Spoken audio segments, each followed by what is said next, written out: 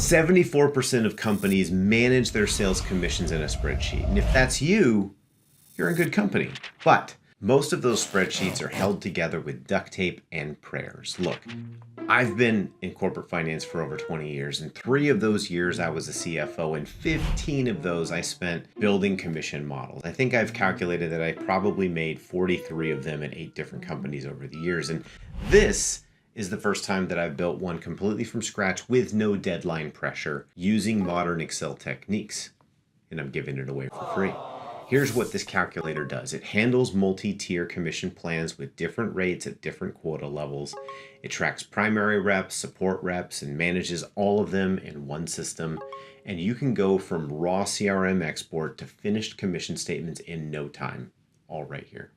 Here's who this is for. If you are the person who is responsible for managing commissions at your company or calculating commissions, maybe you've got 5 to 10 reps, and your sense is that you're not quite ready for an overblown enterprise implementation just yet, this might be exactly what you need.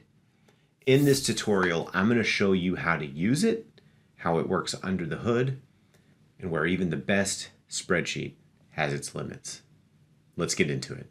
All right, before we go any farther, if you want to follow along and get the most out of this experience, there is a link to download the same file that I am working on here in the description. I would highly encourage you to pick that up, open it up, follow along. It's just going to make a world of a change in how you experience this entire instructional. So I'm going to start out with a quick walkthrough, tell you what's in the file, and then we're going to kind of work through the process on how to make this thing work for you. First off, the file should open up to this instructions tab, and that is exactly what it says. It's an instructions tab. It tells you exactly how to walk through and execute and make the most out of this file. I will make a note that every tab has this click here for walkthrough link, and what that's going to do is actually take you to a timestamp moment in this video that's most relevant to the step that you're potentially on. And so for starters, that's the instructions tab. There's not a whole lot else to say other than there are some steps. Each one tells you exactly what to do. And then there's a note on saving and exporting, and then tips and troubleshooting. To the right there, we have a very blank looking tab called inputs. And this is raw data inputs from your CRM. This is their home. This is where they're going to land. And this is a data table that is going to receive that information. The helpers tab. Now this one is actually sort of the mini workhorse behind the scenes, and it's actually not behind the scenes, it's right front and center. So once you've input information and you start interacting with the file, this is going to help you progress through the process. And this was something that I decided to inject into this process for transparency, to give you a sense of control over how things accumulate, because I could have made this entire thing probably with one function and a Power Query import of data, but that wouldn't actually help you. I wanted to make this as user-friendly as possible, and in order to do that, you have to really break down the process, and that's what this helper tab is all about. It's to help you walk through the individual steps. To the right here is the people tab. This is our sales team roster. Nothing crazy about this. This is where we're going to drop our names and give a little bit of information about our team members before we get into our plan configuration. Now this, while it's just an input screen, this is probably the most powerful tab in this entire document. And the reason for that is this is your rules engine. This is where you configure every single one of your plans, every single one of your tiers, every single one of your plan terms. So think if you wanted to add an additional plan term, this is where you're going to do that. And then we have our commission ledger, and this is the engine, as it says in the top left. This is where once we've kind of done our inputs, you are going to drop the output here, and it's going to run through the calculator based on everything that you have set up as the rules. And then finally, that brings us to our statement template. And this is the tab where once you've done all the prior steps, all of the outputs will land here, and it will be beautiful for everyone to enjoy. So let's go all the way back to the instructions tab. Now that we've been oriented, let's get going. Let's start making this thing hum. And so the first step is importing your data. Now, this is choose your own adventure. Number one, you can either paste your own CRM data into what is called table deals. That is this table here. Or if you're just trying to play around and you don't want to actually put your actual CRM data in here to start, don't blame you. That's why I added this sample CRM data tab right here. This is our example data that you can use. And in fact, let's just get on with it. Let's go ahead and do the thing. So I'm going to go ahead and grab all of this information, Control Shift right down, and it's highlighted all the data. I'm going to Control C to copy, and I'm going to hold Control Page down, hit that twice, and that's going to take me here and cell B6, which is basically the first empty cell in this table. I'm going to go Control V to paste it, and there we go. You've now effectively input your CRM data or the sample CRM data into this model, and it's already doing some work behind the scenes. But just to orient you, the required fields here are opportunity ID, customer name, sales rep. Support rep is available, but if you don't have that, it's fine to leave blank. You've got product name, amount, close date. Close date, really the important thing here is your date at which a commission is earned or paid. And so I'm just using close date as a stand-in. If yours is effective date or some other date, then that's the date that you're going to use. And then contract term, this is not a required field, but if it's not filled out, then it's going to assume that it's a 12-month term. If it is not a 12-month term, you need to call that out because some of the arithmetic necessitates that we know the term. So now that we've dropped that data in, I'm going to go back to the instructions tab and note that we've already done this. We've already pasted our CRM and we've got our required columns covered. Therefore, we're already done with step one and we're on to step two. This is where we get to check out the helpers tab and see what it's done. And this is going to be, I'm going to be going back and forth a little bit. So let's go to the helpers tab and I'm going to show you what's going on here. So notice now there's data here. Very automagical. And what we have is in column B, this is our rep name. What this is doing is just grabbing all of the unique sales team members from the information we've provided so far and listing them out. Doing the same thing for products. Every unique product that we have, it's listing those out. And then it's creating this table that shows all of the possible combinations of person and product that exist in our data. And then finally, what it's doing is taking all of those and turning them into individual records or commissionable events. Notice there's actually more rows here. There are 38 rows than there were opportunity inputs that we dropped in here. There's only 25. The reason for that is every single time that Sarah Chen shows up, it's triggering an additional potential commissionable event. Therefore, that's what is happening over here in this event source generator.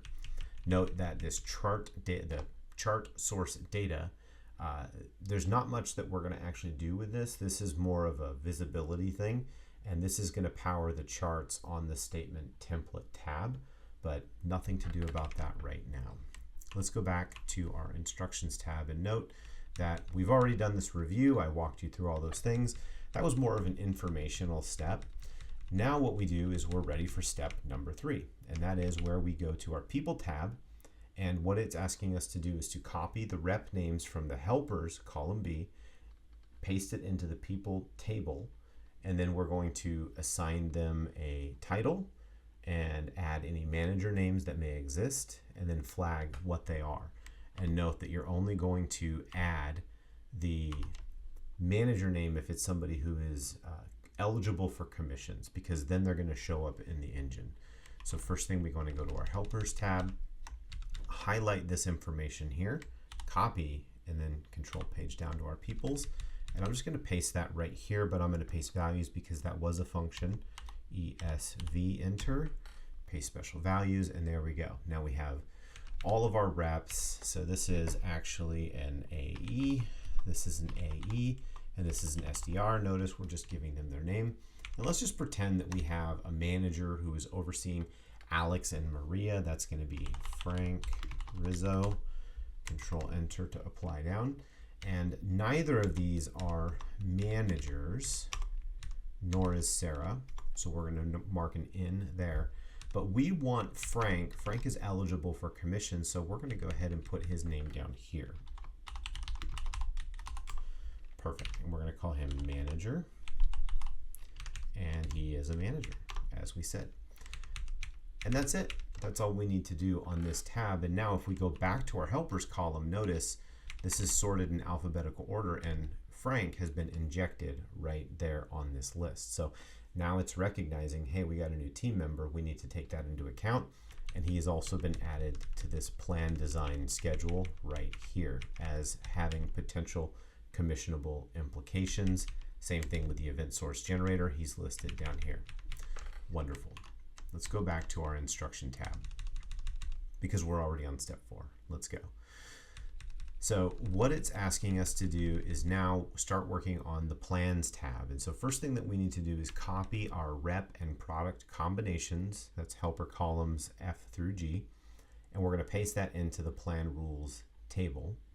And then for each row, we're going to be filling out the quota, whether it contributes to quota, the specific event, whether it's commissionable, and we're going to identify the commission type, whether it's flat or percentage or none. And then we get to identify if there are tiers involved and what the rates are at any given tier and those thresholds.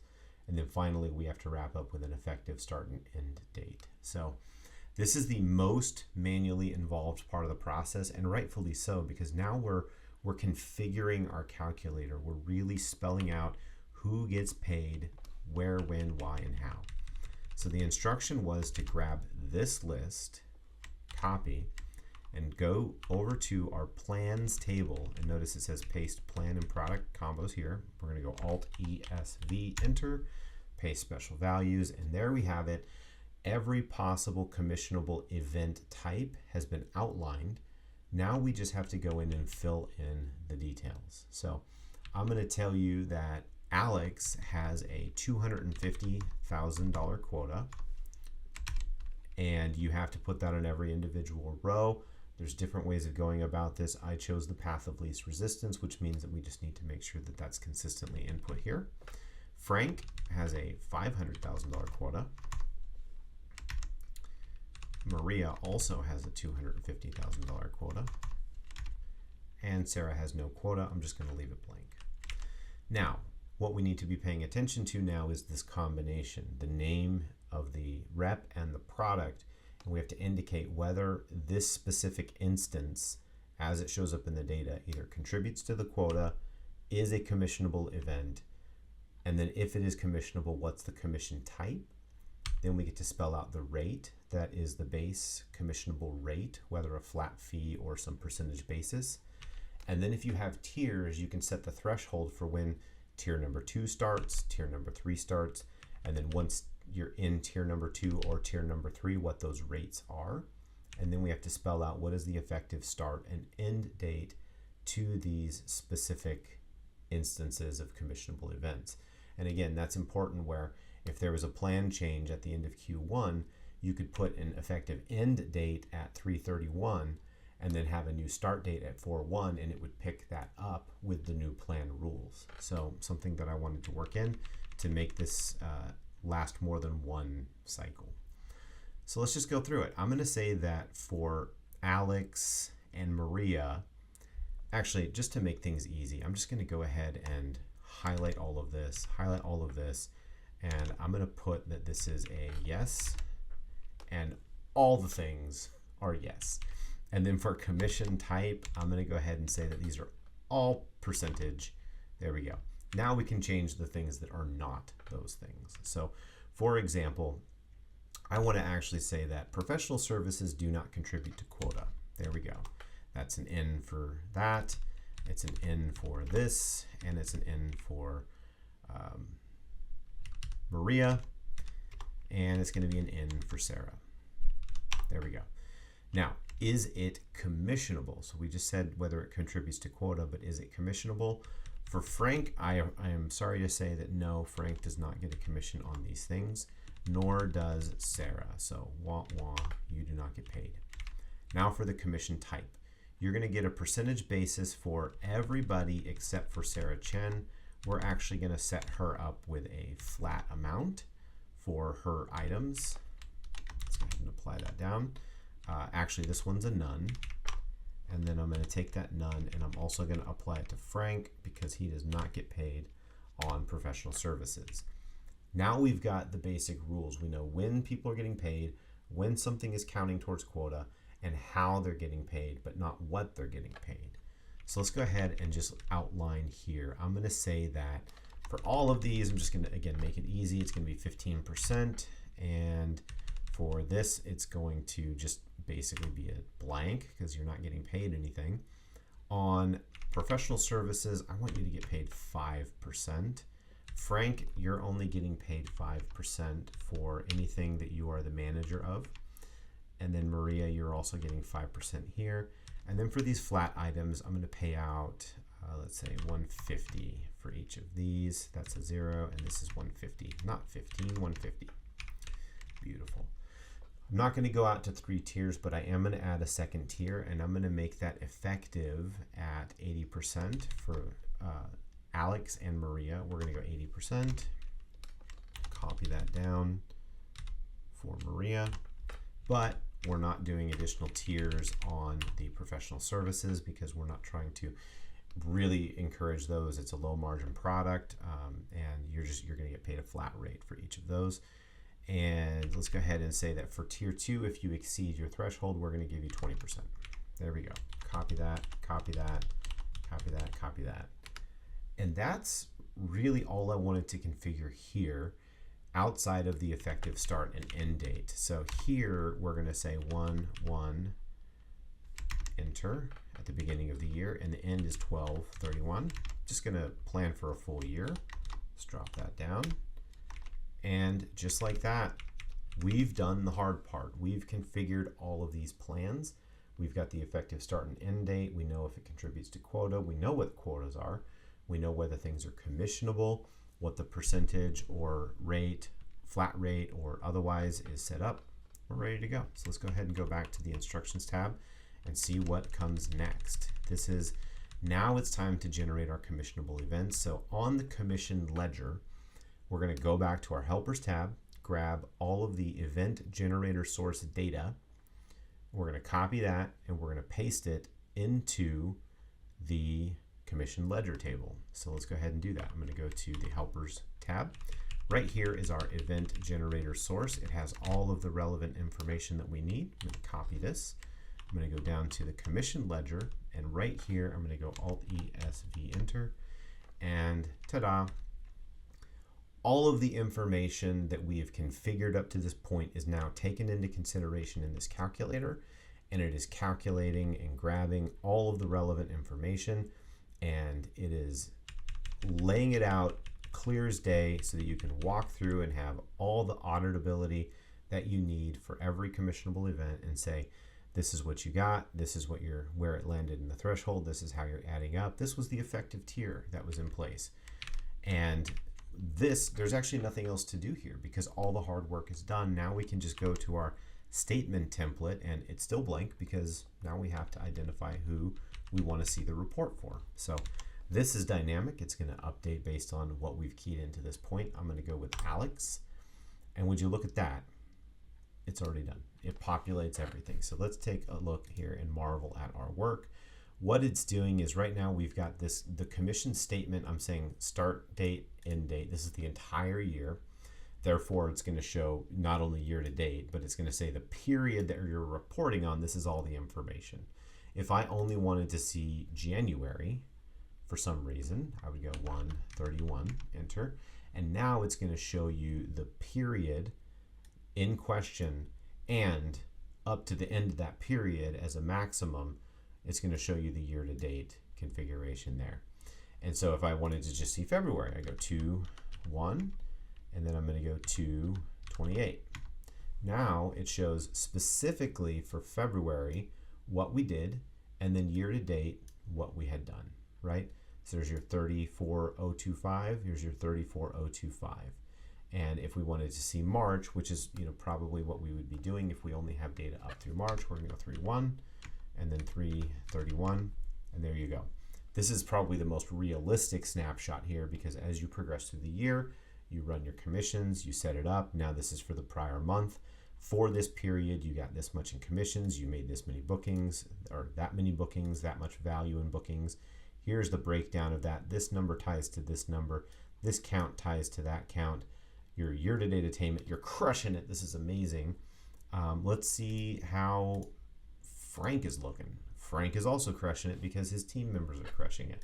Let's look at the SDR, Sarah Chen. Now, in this instance, there's no quota, so there's no year-to-date attainment, but we do see the number of tiers. We've got the period commission that ties out here. We've got our ACVs, everything that she was involved with. And just like that, you're done. You have this thing, and then at every update interval, all you really need to do is come back to your inputs tab. You can either append this data and then copy and completely replace all of this data where it needs to be copied and pasted, or you can just paste the most current period data and then kind of work through the appending process as needed. But that, in a nutshell, is how this file works. And if you just wanted to take a peek and get this thing up and running, you're happy to take this and run with it. But next, what I wanted to do is take a deeper dive into what's going on under the hood, because I'm sure some of you are super interested in how this was built, what kind of functions we used, and that's what I'm going to get into right now. So I'm going to do another walkthrough just to reorient us and really highlight what's going on. I wanted to just point out again, this is a data table. This is raw data. There's nothing here other than a table. If you go to table design, table deals. That's it. You just drop your data in here. The helpers tab, this is the one that actually has some interesting things going on. So we'll come back to this. People tab, this is all on you. More raw inputs. Plans tab, more raw inputs. You see where we're going with this. Commission ledger, this is where there's also some interesting calculations because you've got your raw inputs, all of these guys, but everything over here, these are calculations. And then finally on here, there's really not a lot of interesting calculations happening that we can talk through, but it's the display. So let's go back to the helpers. This is where I think that we'll see a little bit of interesting stuff. So to start, this here, it probably looks way more complicated than it should. And I can assure you that I tried to do what I considered the nearly impossible task because Microsoft has thrown so many amazing new functions at us that have made a lot of things very, very easy and exciting and made the tool super dynamic. But you can get carried away. And my intent here was to make this as user-friendly as possible. So the most complex thing that I'm probably doing in any of this is taking advantage of let functions, which might be intimidating at first, but I can assure you they're not that bad once you get into it. In fact, they're pretty great. So you'll see a lot of let functions, and this is an example of one. So maybe looks intimidating, but let me walk you through it and demystify for a second. So the way let works is you declare variables that you're going to be using, and then you do something with your variables. So sales reps here is just coming from our deal table, the sales rep column. Easy. Support reps are coming from the support rep column, but we're filtering for only when it's not blank, which, I mean, go figure. We don't want the blanks. And then the managers, this is coming from the people table where there's a manager name, and then we're also filtering only, we're filtering out blanks. And so that gives us our sales reps, our support reps, and our managers. So 3 things. And then what we're doing is we're taking those lists and we're combining them into a vertical stack, a V stack, by saying, hey, let's include sales reps. And if there's no support reps, then it's just going to be blank. But if there are, then let's include them. Same thing with managers. If there's managers, let's include them. If not, just don't. And then we're taking that combined V stack and we're doing a final clean where we're filtering out or identifying whether or not it's blank. We're getting rid of blanks, and if there's there's no information, it says no sales reps found or no reps found. And then we're sorting it. And that's it. That's what this is doing. So it's kind of cycling through the information 3 times, stacking it up, cleaning it up, lickety split, and that's it. Products. We're actually doing almost the same thing. It just, there's only one place where you find products, so it doesn't require all of that stacking and all of that. So we're just saying, hey, here's your products. We're filtering out as long as there's no blanks, and then we're just sorting the unique products. That's it. That's all that we're doing here. And then this one's probably the more complicated. It feels more complicated than it is. And let me walk you through it. So first we've got our reps, right? Well, that's this list here. And then we got our products. That's this list here. And then we have our product count and our rep count. So how many rows? There's 4. How many rows? There's 3. If you multiply those two things together, it gives you a total number of possible combinations, right? And so what that's doing is saying, hey, the total number of rows is the count of reps and count of products. Great. What's next?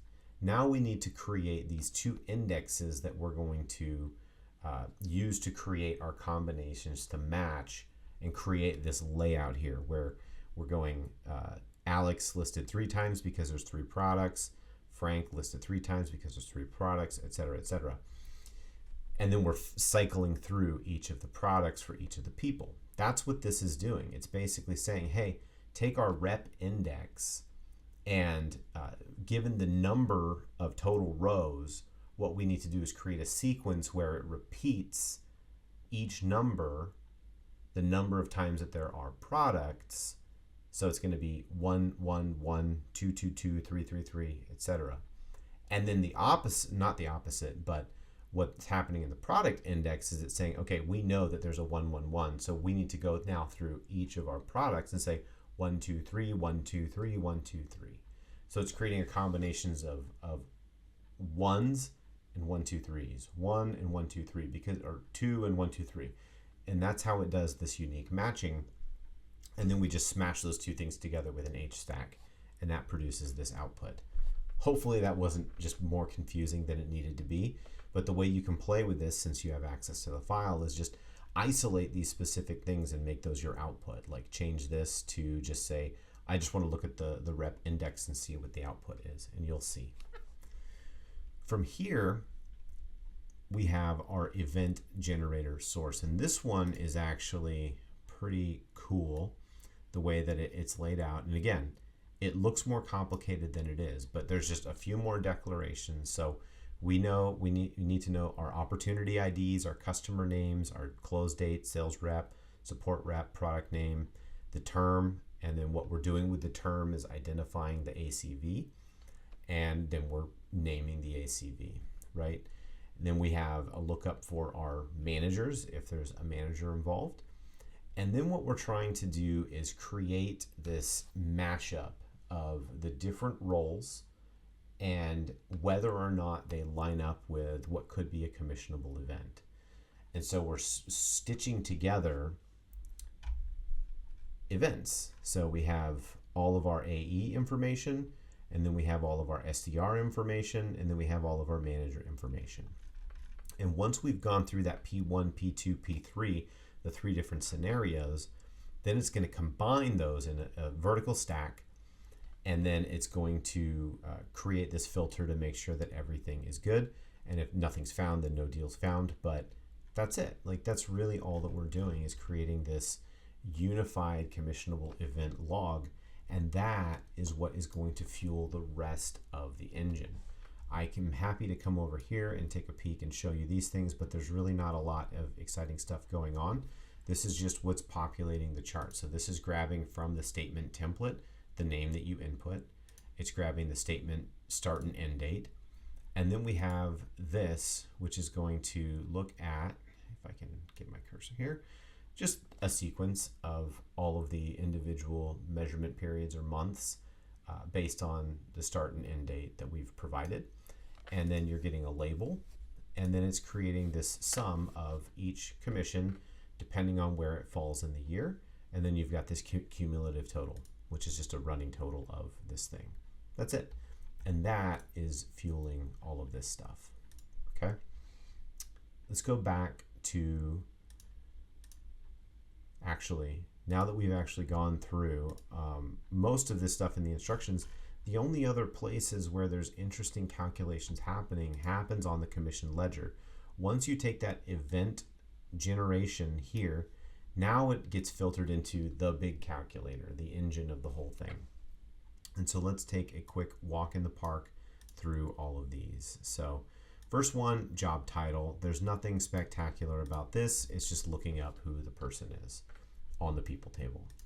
Whether it contributes to quota, you'll notice that there's a similar thing happening in a few of these guys, right? So these two are identical. It's just pulling something specific and separate. So at the crux, we're doing a filter of this information, whether it contributes to quota or the contribution, the plan term rules, and indicating, hey, does this thing contribute to quota? Is the rep the same as the payee? Is the product the same as the product? Is the effective date within the window of the close date? And if all of those things are true, then we know that we are able to index and reference that thing. And if not, it's going to blow some sort of an error or just say, no, it's not there.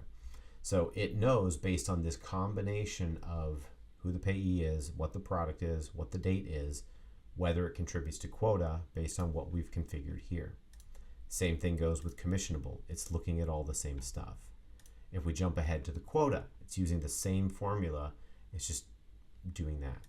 We look at the plan start, plan end. All of these are looking up off of the plan configuration table based on this unique combination. And that's how this thing works to know whether or not we've got the right entry point and why you can layer in multiple plan designs in the same table. Month and year, I mean, this is just grabbing from the actual close date, some easier to reference syntax. And then we start to get into some arithmetic, so sum ifs of ACV for this payee based on the close date and whether it contributes to quota. And so it's taking that logic into consideration. We've got our attainment, and so this is looking at how that compares to the quota. Nothing spectacular here. And notice, this is looking familiar again.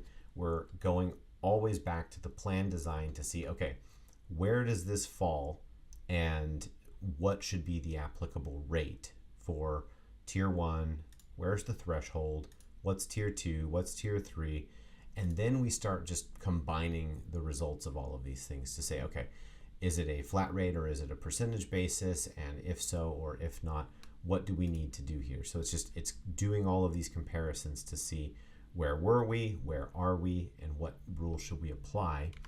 And then in the end, it's creating this, is it commissionable, yes or no? If not, it's 0. If it is, then what's the type? And then how should we treat each of these individual frames to result in an ultimate commission? And then we're just identifying what the effective rate is. And then the last little chef's kiss is to say, hey, where did they end up on this thing? Oh, this person, this specific transaction took them into tier 2, and that's where they landed. And that's it. That's the engine. So once you've had a chance to play around with that, you can also see how you might want to customize this if you wanted to add more tiers for some reason, if you wanted to add additional metrics or things that you want to feed into the statement template, you are welcome to do that. I said before that there's only a few things that we've got going on here that are worth looking into. So first one is this attainment calculation. This one's a little bit of a mess, but I thought it would be cool to add in something that wasn't just a proper chart. And all this is doing is looking at the attainment based on the filters and the person, comparing it to quota, and then it's turning that into this classic rept situation where it identifies how much you've contributed towards your quota. So if I wanted to, actually, if we want to see this thing at work, I'm going to go back to Alex and I'm going to come back to our plans. And for Alex, I'm going to change her quota to 500,000. How about that?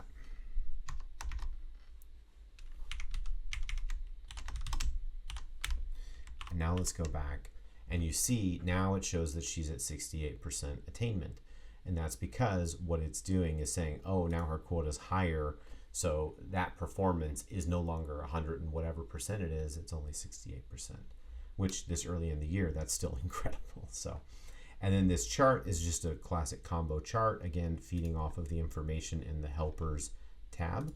And then down here, this one's a little bit more complex, but basically what we're doing is saying, hey, let's get the rep, the start, the end date, and we're going to create a header. So I made the entire thing dynamic. I didn't need to make the headers dynamic, but in order to get the dynamic total, I did need to create that stack. So what it's doing is creating this, the data, the guts of the thing, by grabbing all of this information from the commission ledger, right, or from the events ledger, and then it's just identifying whether it's got the same rep, the same start and end date, and it's not 0.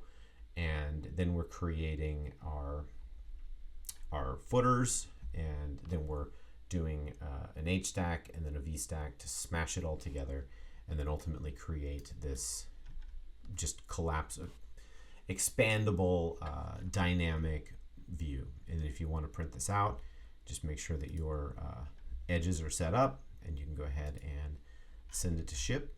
And so from here, if you wanted to iterate and produce multiple statements, you just change the name, change the date, spit it out. You could take this and move and copy, create a copy, break links, or you can create a PDF, send it off. Whatever you need to do, you can create a macro that does that, and ultimately that's what you got. And so with that, that's really what I wanted to show you, and I hope that you get some value out of this thing. I'm bringing you back to the instructions tab, where I'm just highlighting that I wanted to caveat the heck out of this thing and just say that, look, doesn't matter how amazing a spreadsheet is, they all have their limitations.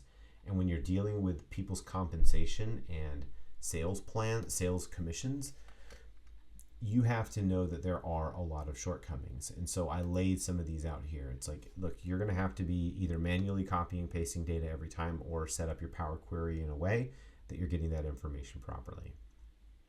There is no approval workflow here unless it's fully offline and you have some sort of desk procedures in order that allow you to execute against that. There's no audit trail. If I go in here and fat finger something, I mean, if I'm the one that owns it, clearly it was me, but there's nothing in here that protects against little tweaks and changes. And speaking of, if there's errors, that turns into a payment error, and that's a problem. Obviously, there's no rep self-service portal. If your rep wants to get updates or see things, like, they just can't. They don't know. And it's not updated live. It's updated when it gets updated. And so that's what produces shadow ledgers. That's what drives salespeople to not trust information, because they only get access to it when they get access to it. And when there's errors, which there often are, it's going to be a problem. So a process like this is currently what 74% of companies that run commissions do it in Excel. So you're in good company, but that doesn't mean that there's not shared pain there. And I know the pain. I did it for 15 years. So this thing is not going to scale very comfortably past 10 to 15 reps. And even then, you're kind of pushing it, because you're having to iterate every single month or however often you're running commissions, produce all of the outputs, address questions, churn. And then next thing you know, it's already next time to run, and you're just kicking the thing off again. And so with that, that's for all of those reasons, that's why I built Simplify. And look, I know that the Excel is going to be fully capable of helping you, but if at some point you are feeling like there's got to be a better way, I built Simplify to be that better way. This thing is going to scale for you. It's going to help you create a real-time setup. It's going to bridge all of those gaps created by the spreadsheet process. It's going to give you the full audit logs. It's going to give you that self-service portal, allow you to create those approval workflows, create beautiful commission statements, all of it cataloged and ready for your use. You get a free trial at boot, so you can go check it out risk-free at simplify.io. That's all I wanted to show you. I hope you got some value out of this. Thanks so much for watching.